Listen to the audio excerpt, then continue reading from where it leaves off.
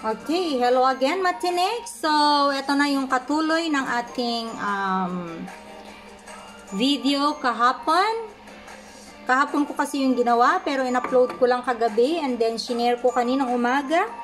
Okay, so sa video na yon about ellipse ay pinag-usapan natin ang tungkol sa parts, properties, and kung paano hanapin yung equation ng ellipse. Ganon din ang mga coordinates ng kanyang center, foci, at saka vertices and co-vertices. Ayan.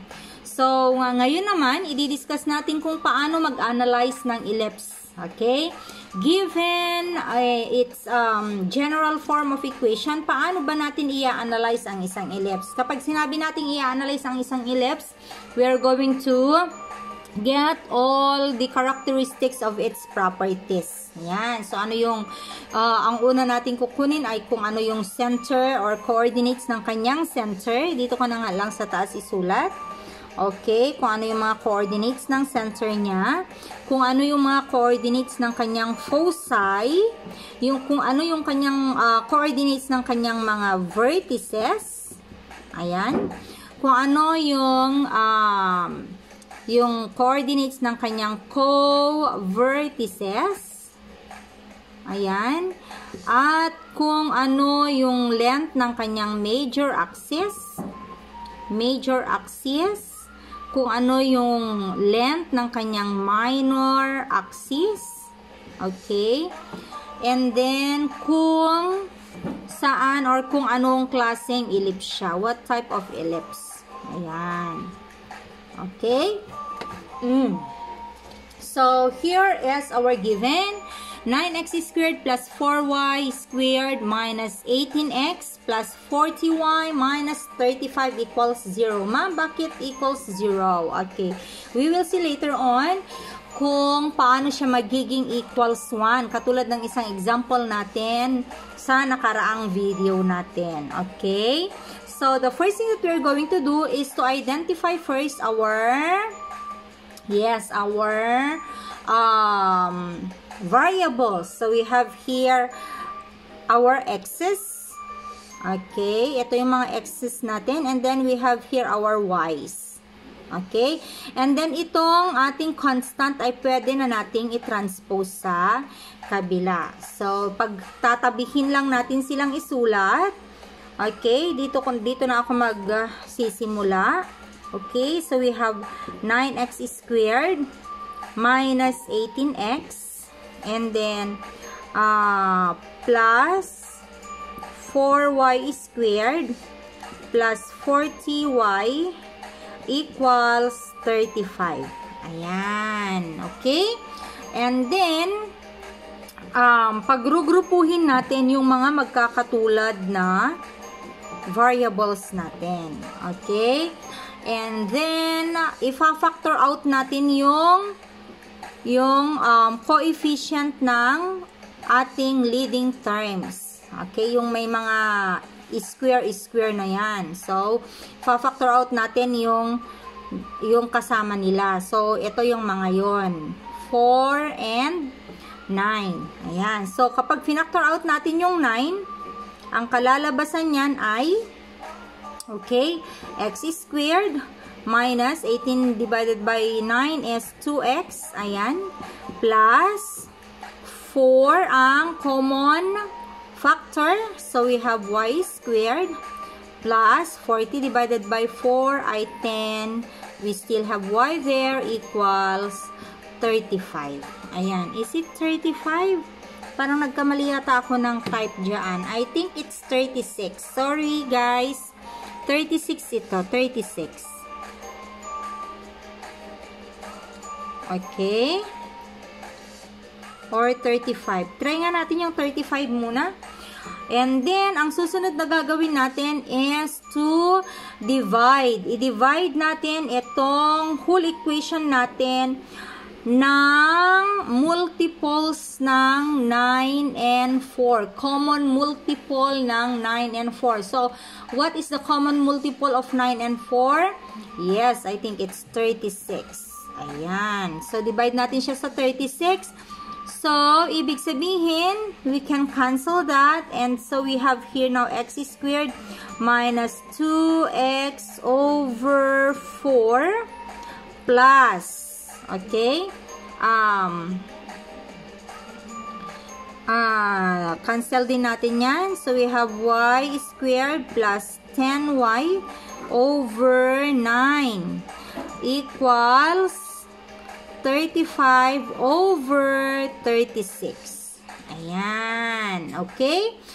Ano nang susunod natin gagawin? Of course, gagawin natin itong, okay, perfect square trinomial. Perfect square trinomials. Anong gagawin natin? Kukunin natin yung dalawa, yung 2.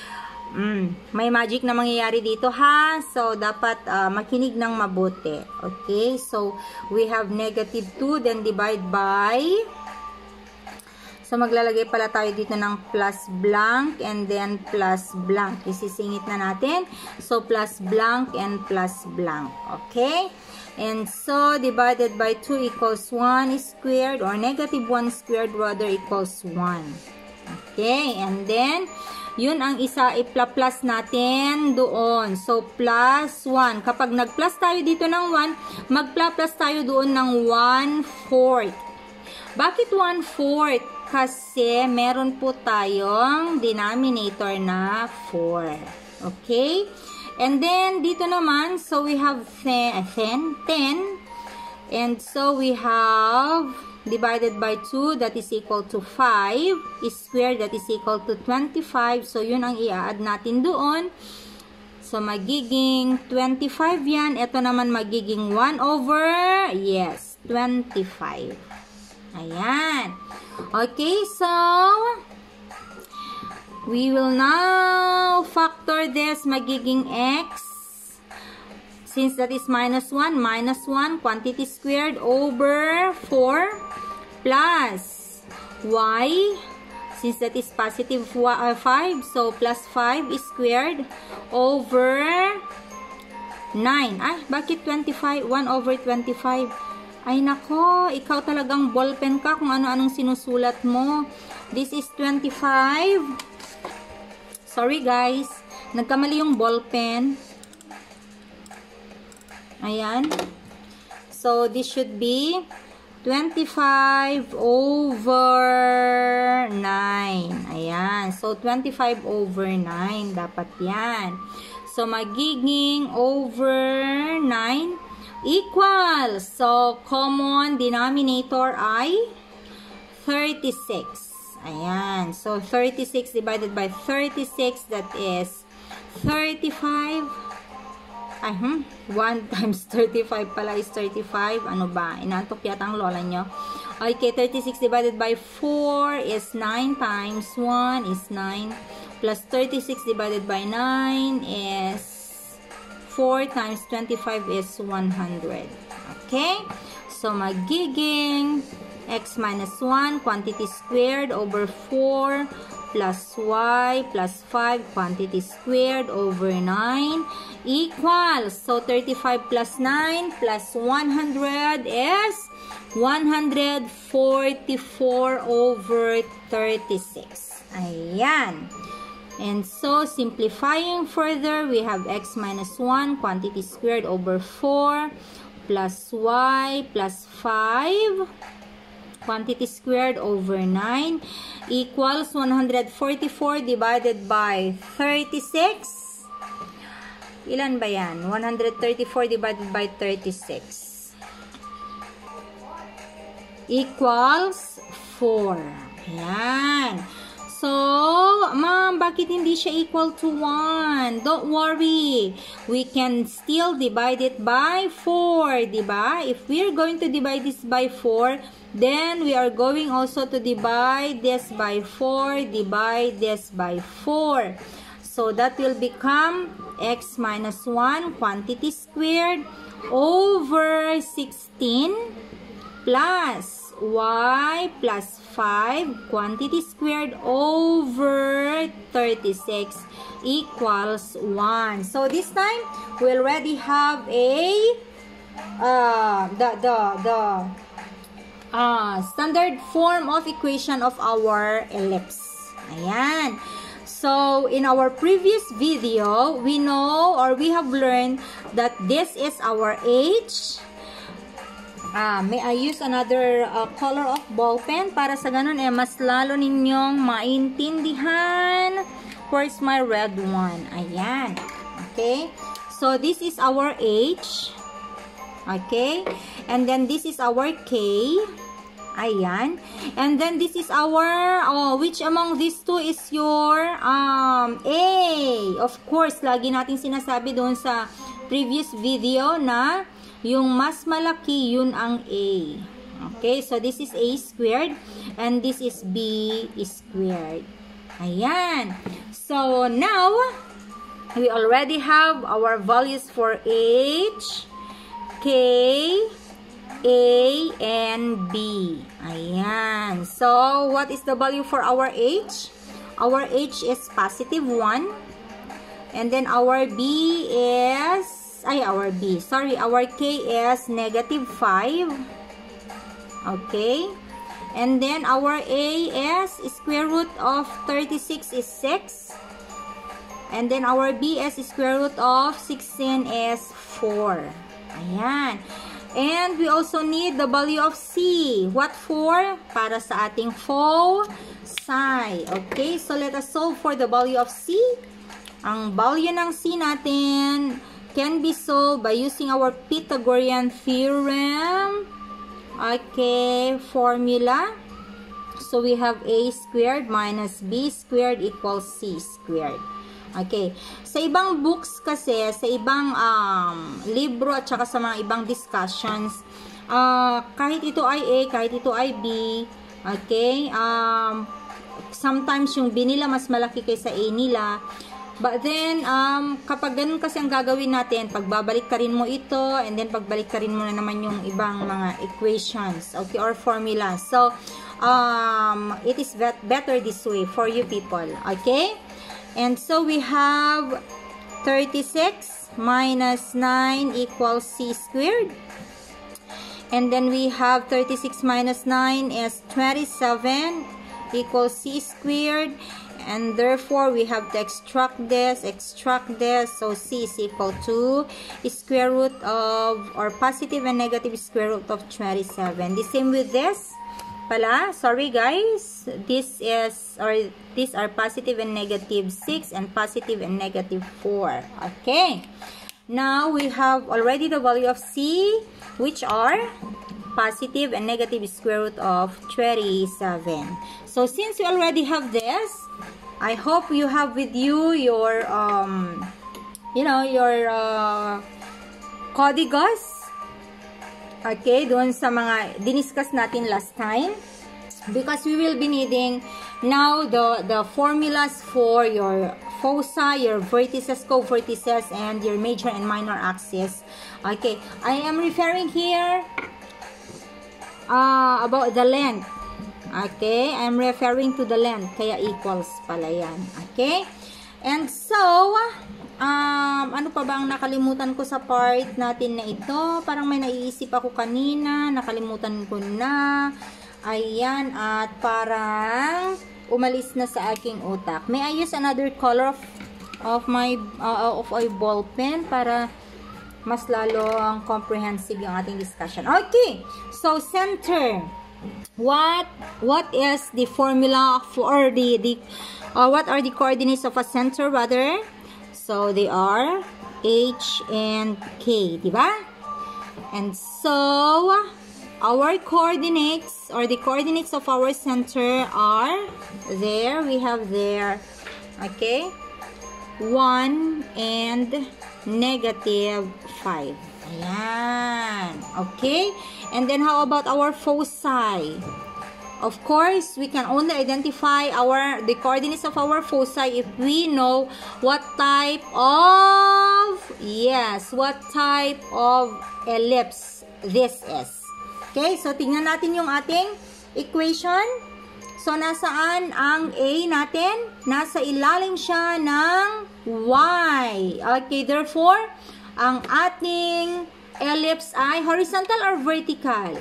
Yes, it is a vertical type of ellipse. So, vertical ang type natin. So, vertical shape or vertical ellipse. So, paano or ano yung equation ng foci natin kapag ang ellipse natin ay vertical? Yun ang tanong. Ayan. So, meron na naman akong ituturong tips sa inyo para hindi nyo na kailangang i-memorize yung mga formulas natin. Okay? Kapag vertical shape yung ating ellipse at hahanapin mo yung foci niya, di ba? Kapag vertical shape siya, ibig sabihin ang focus or ang mga foci at saka ang mga vertices ay nandoon sa or parallel sa y-axis. Di ba? Kapag ganyan, so, nandito yung major axis mo kasi vertical siya. Okay? And then, nandito yung center mo. Nandito yung mga vertices mo. Nandito yung mga focus mo. Ayan. So, ibig sabihin, y-axis. Sa y-axis yung inyong mga foci and vertices. And, kapag sinabi nating y, di ba, ang coordinate ng ating y dun sa center ay k. Ayan. So, dito tayo mag-plus. Okay? Diba? Ang formula ng ating foci ay, kung horizontal siya ay h plus and minus c. Pero kapag vertical siya ay h and k plus and minus c. Palaging c kasi ang ina-add natin. Okay? Hindi siya a, hindi siya b. Ayan. So, since ang foci natin ay nasa y, so sa k tayo mag-plus. Ayan. So, magiging ang coordinates natin ay h and k plus and minus c. Therefore, the coordinates of our foci are, yung c natin ay positive and square root positive and negative square root of 27. So, we have our h. Ang h natin ay negative, 1 pala, sorry, 1. So, we have 1. And, ang k natin ay negative 5. So, we have negative 5 plus and minus square root of 27. As simple and as easy as that. Okay? So, hindi na natin kailangan pang paghiwalayin kapag nag-a-analyze tayo. Or, pwede rin kapag mahaba yung space. Kasi ito medyo maano na yung space. Kaya, ganyan na muna. But I hope you do understand that we have two foci. Or focus 1 is at 1 and negative 5 plus square root of 27. And then focus 2 is at 1 and negative 5 minus square root of 27. So, yun yung dalawang foci natin. Okay? How about our vertices? Tulad na naman ang sinasabi ko, ang ating vertices ay matatagpuan sa y-axis. At saka, sa vertices naman, ang laging ina-add natin ay A. Okay? Ang laging ina-add natin sa vertices ay A. Bakit kasi A yung malaki? Kasi nandun yung major axis. So, sabi ko nga kahapon doon sa may video natin na you don't have to memorize yung mga concepts or yung mga properties or formulas ng ellipse. I-analyze mo lang siya. Okay? So, since ang ating major axis ay nasa y at ang laging ina-add natin ay A kasi major axis nga siya, so, kanino ulit natin i-plus yung A?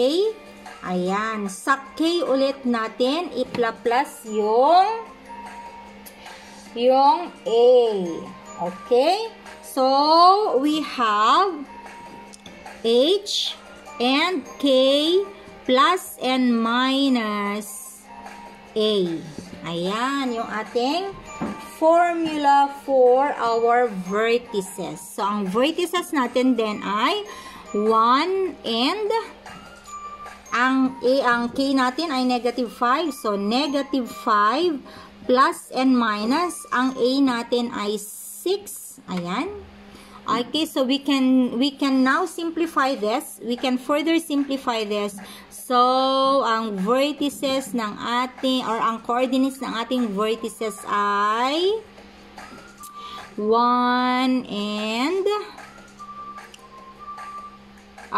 negative 5 plus 6 is positive 1, and 1 and negative 5 minus 6 is negative 11.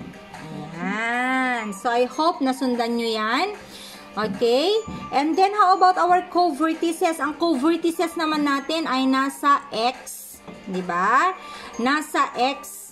So, kung ito ang A natin, ito naman yung ating B. At saan natin i-plus naman ito? Diba? Nagpaganon tayo. So, anong axis ito?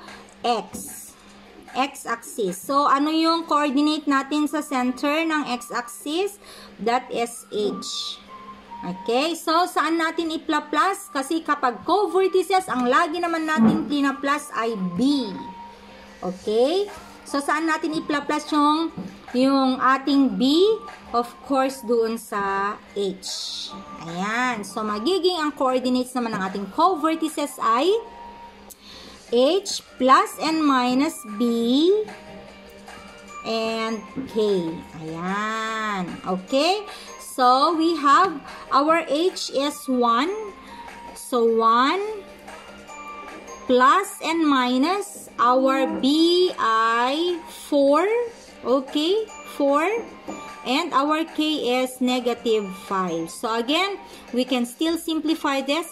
I hope I can make another example of this maybe later para maayos natin yung ating notes. Kasi pag ganyan kasi siya, nasanay akong ang notes natin ay pag ganyan para sana sunod-sunod.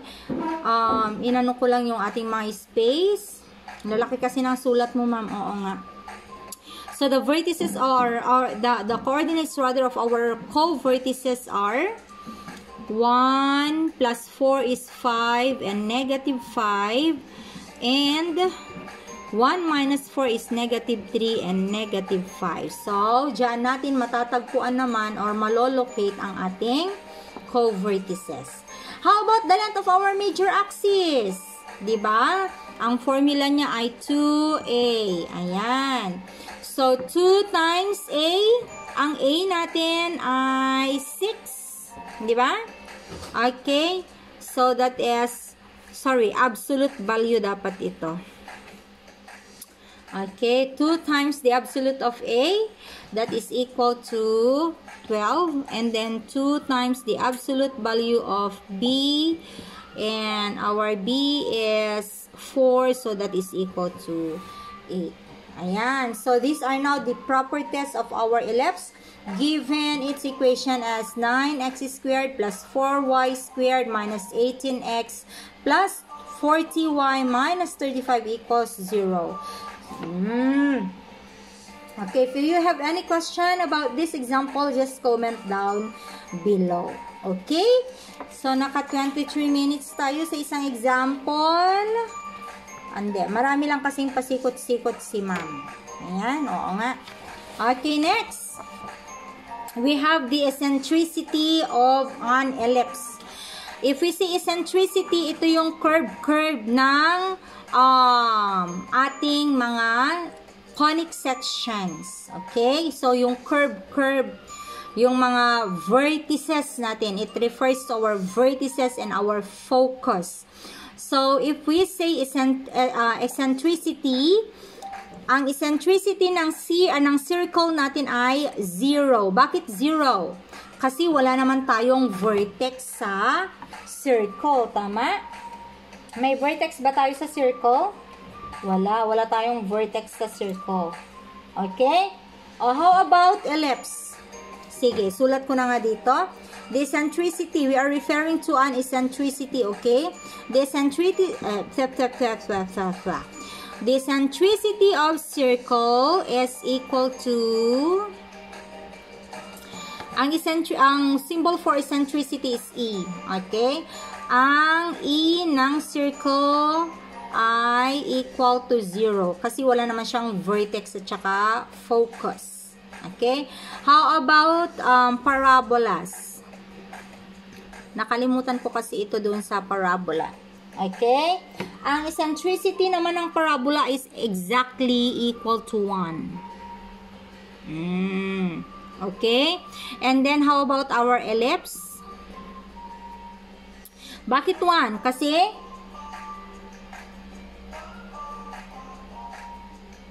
bakit 1? Dahil ba iisang vertex niya at iisang focus niya?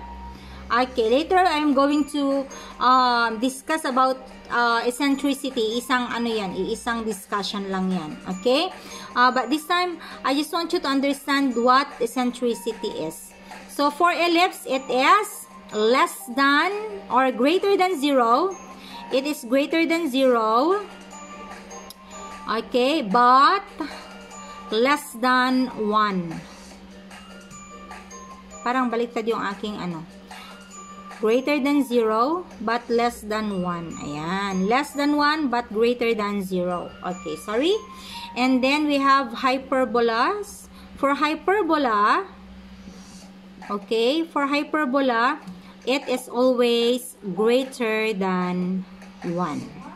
Ayan. Okay. So, the formula for eccentricity for ellipse is E equals C over A or square root of A squared minus B squared over A. Ayan. Now, so here, we are going to elaborate more about the eccentricity of an ellipse. Ayan. So, one of the reasons daw if it was difficult to detect that orbits are elliptical is that the foci of the planetary orbits are relatively close to the center. Malapit masyado yung focus or yung foci nung mga planetary orbits doon sa center.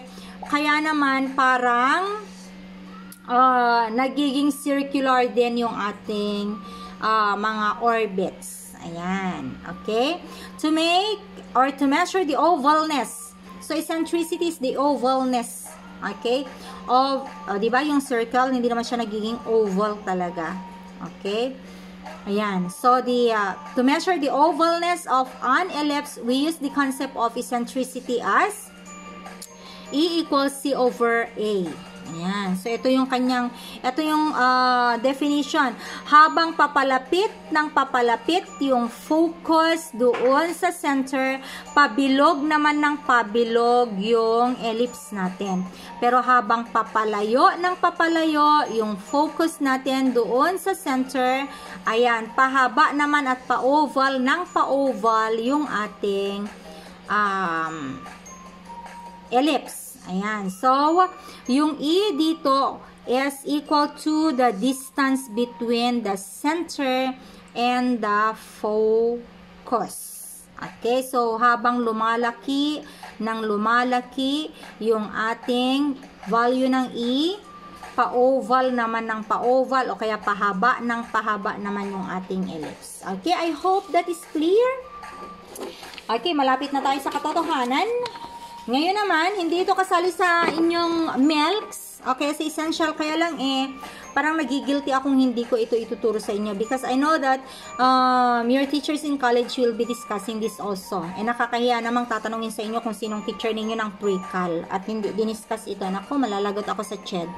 Okay, so sketch the graph of each ellipse and identify the center, the vertices, the co-vertices, and the foci for each ellipse. Okay, hindi naman talaga natin siya mag-graph hanggang hindi natin alam kung nasaan yung center, yung vertices, yung co-vertices, at saka yung foci ng ellipse natin. So, let us start with number 1. Dito na tayo. Ayan. Bakit blue na yung aking gamit? Dapat green. Okay. So, we have here our A, di ba? That is our A squared and this is our B squared. Ibig sabihin, yung ating ellipse this time, and number 1, this is supposed to be number 1. Okay? Is a vertical ellipse. Yan, dapat vertical siya. Kasi nasa ilalim siya ng Y. Okay, yung ating A.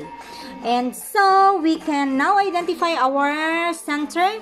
Diba? Kung ganyan yan, sa number 1, okay, sa number 1, since siya ay vertical, so we are going to consider x minus h, quantity squared, over b squared, plus y minus k, quantity squared, over a squared equals 1. It is always equal to 1. And so, ang h daw natin ay kasama ng x. So, ang center natin ay h and k, isn't it? So, may kasama ba yung x natin? Uy, walang kasama si x. So, that is 0. And then, anong kasama ng y natin?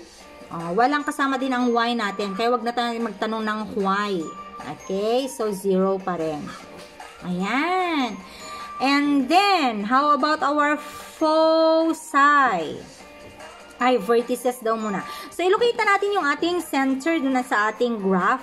So, ito yung ating center kasi 0 and 0 siya. Diba? Nakikita nyo ba yung puldok ko? Ayan. Okay. And then, our foci. So, kailangan natin ng values ng A, B, and C. So, ang A natin ay square root of 9 ay positive and negative 3. Okay. And then, ang B natin ay positive and negative 1. So, ang C na lang ang kulang natin. So, C squared or C is equal to, mag-shortcut na nga tayo. C, erase ko yun. Ayan, para mabilis. So, C is equal to the square root of A squared minus B squared, which is equal to 9 minus 1. 9 minus 1. Which is also equal to positive and negative square root of 8. Ayan. So, we have our C already. And so, we are ready to get to find the coordinates of our foci. Okay? So, we have here now, dahil sa Y ang ating vertices. So, sa ating focus rather, or foci rather, sa y-axis yung ating foci. Kaya, saan tayo magpla-plus? Yes, sa k. So, that is h and k plus and minus c. Okay, so ang coordinates ng foci natin ay, ang h natin ay 0, 0, and 0 plus and negative. So, 0 and square root of 8. And 0 and negative square root of 8. Okay. So, sorry. Lobat na yung inyong lola. Sandali lang, ha? Okay, so kung ganyan, square root of 8, pwede na natin i-calculator yan. Okay, so square root of 8 ay positive and negative, ito siya. Nasaan na? Ayan, square root of 8 ay 2.83. Ayan, 2.83. Okay? So, i-ano na natin siya sa 2.8. So, nandito yung ating center. So, ang h natin ay 0 and then 2.8. So, nandito siya banda. Okay? Ayan. And then, pababa naman tayo kasi 0 and negative square root of 8 or negative 2.8. Ayan. So, nandito naman yung isa nating focus. Okay. So, nalocate na natin ang ating center at ang dalawang foci natin. Next to locate is our vertices. Or our vertices pala. So, diba? Ang vertices natin ay nasa y-axis ulit. So, ang vertices, sabi ko kanina, laging ina-add natin dyan ay A. So, saan tayo mag-a-add ng A? Sa H ba o sa K? Sa K kasi nasa Y. Ayan. So, magiging H and K plus and minus A. Ayan. So, we have our A is positive and negative 3. So, 0 pa rin yung H natin. And then, we have K. Ang K natin ay 0 din. Plus and minus 3. So, the vertices are 0 and 3 and 0, and negative 3. Ayan. Okay, so nandito ang ating vertices. So, ito yung ating unang vertices natin. Ang lapit-lapit doon sa ating, ayan. Okay? And so, malapit na nating mabuo yung ating ellipse. Ano na lang ang kulang? Co-vertices na lang ang kulang. Okay, so ang co-vertices natin, of course, kung dito natin sa K plus ang A, doon natin sa H i-plus naman ang B. So that is H plus and minus B and K. O, ganun lang yon. Okay? Or kung hindi nyo masundan ito, tingin na lang kayo doon sa table na nilagay ko. Okay? Or nasa video natin kahapon, rather. Or sa previous video natin, whatever. Okay, so we have our H, 0 plus and minus our B ay 1. Okay, and then our K ay 0. So, ang vertices natin, ay, or co-vertices rather, ay matatagpuan natin sa positive 1. Bakit sinulat mo pa yung positive, ma'am? Oo nga. And negative 1 and 0. So, nasaan siya?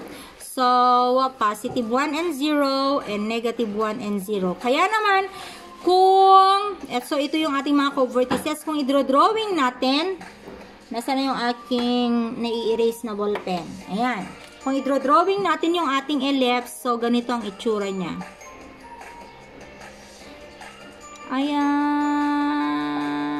Ayan. Ganyan ang itsura ng ellipse natin. Okay, so ganun lang kadali guys ang mag-graph. O diba? Enjoy. Ayan, itong isa naman. Okay, itong isa. Dami nagchat-chat. Okay. And then, we have here x minus 2 quantity squared over 9 plus y minus 1 quantity squared over 4 equals 1. So, again, kakailanganin natin rather ng values ng h, k, a, b, and c para mag-graph natin ang mga yan dahil kailangan natin ng foci, vertices, and co-vertices. So, ngayon, napakadali lang i-identify yung ating H and K. So, ito yung ating H and K. And then, ito, this time, nasaan naman yung A natin? Yung mas malaki, A squared and B squared. Therefore, ang H natin ay, yes, ang H natin ay 2. And then, ang K natin ay 1. Ang A natin ay square root of 9 ay 3. Ang B natin ay square root of 4 ay 2. Positive and negative, positive and negative. And then, let us solve for our C. So, we have C is equal to the square root of A ay 9 minus 4. Okay, so our C is equal to the square root the positive and negative square root of 5. Okay, calculator natin yan. Positive and negative is square root of 5 equals charan. Okay, 2.24. Okay, is square root ng 5 ay 2.24. Okay, so meron na tayong C. Positive and negative is square root 2.24. Ayan! So, we are ready. Nasaan kaya ang center natin this time? Ang center natin ay H and K. So, ang H natin ay 2 and our K is 1. So, ilocate na natin. 2 and 1. Nandito ang ating center. Ayan. Okay, and then we have our foci. This time, nasaan yung A natin? Nasa ilalim ng X. Ibig sabihin, ang ating ellipse ay horizontal. Kung horizontal ang ellipse natin, nasa ang axis ang ating vertices at saka foci. Very good. Nasa x-axis. Kaya naman, saan tayo magpla-plus ngayon? Ng C. Very good. Sa H tayo ngayon magpla-plus ng C. So, that is H plus and minus C and K. Okay. So, ang H natin ay 2 plus and minus C C natin ay 2.24. And ang K natin ay 1. Therefore, we have 2 plus 2.24 is 4.24 and 1. And 2 minus 2.24 is negative 0.24 and 1. So, ito yung mga coordinates ng ating foci. So, i-locate na natin siya. So, 4 daw, 4.24. So, nandito siya. Kasi 1/4, halos 1/4. And then, we have negative 24 and 1. So, nandito siya. Ayan, yung ating mga foci. Okay? Next, we have the vertices. So, tulad na naman kanina, nasaan ang vertices natin? Nasa x-axis, kasi yun yung major axis natin, kasi nandito yung A natin sa ilalim ng x. Therefore, sa h din natin i-plus ang value ng A. Okay? Kasi kapag vertex, ang laging plina-plus ay A. Okay? At i-plus yun doon sa value ng x doon sa ating center. Okay? So, we have h. Ang h natin ay 2 plus and minus. Ang a natin ay 3 and ang k natin ay 1. Okay, therefore, our vertices are 2 plus 3 ay 5 and 1. And 2 minus 3 ay negative 1 and 1. Ayan. So, i-locate natin siya.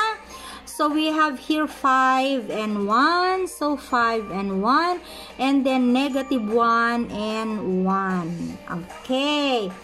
So, co-vertex na lang or co-vertices na lang ang kailangan nating i-locate. So, ngayon, dahil sa H natin inad yung A, this time sa K naman natin i-add yung B. Okay? Pero kung hindi nyo ito masundan, yung mga sinasabi ko, better look at the table of formulas that I have included in my video tutorial yesterday or in my previous video tutorial about ellipse. Okay? So, we have here H and K plus and minus B. Ayan. So, ang vertices natin ay, ang H natin ay 2. And then, we have our K, 1. Plus and minus, our B is 2.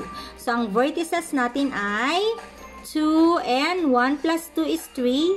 And, okay, 2 and 1 minus 2 is negative 1. Ayan. So, i-locate na natin yung ating 2 and 3. So, 2 and 3, nandito yung ating co-vertex na isa. And then, we have 2 and negative 1. Ayan. So, nandito naman yung ating co-vertex na isa. So, kapag drino na natin yung ating ellipse, una kong inaano ito kasi dito magko-curve. So, dapat medyo perfect naman daw yung ating mga curves. Ayan.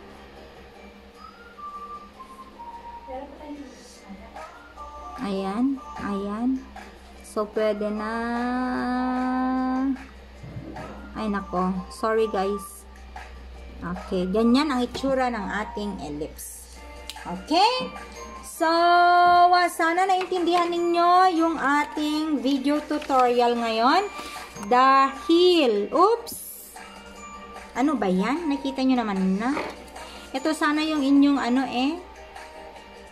ito sana yung inyong quiz. Okay. Pero dahil nakita nyo na, sige, magbibigay na lang ako. I-upload ko bukas dahil bukas ay Wednesday.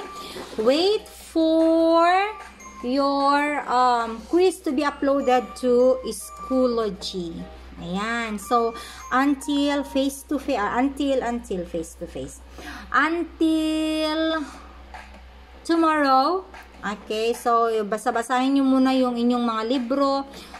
Kung gusto nyo i-try na yung mga sasagutan nyo doon, baka nandun din yung ipapasagot ko, pwede lang din. Pero kung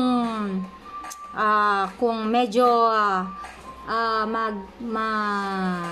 sisipagan ko o kaya medyo magsisipag ako, kung ako ay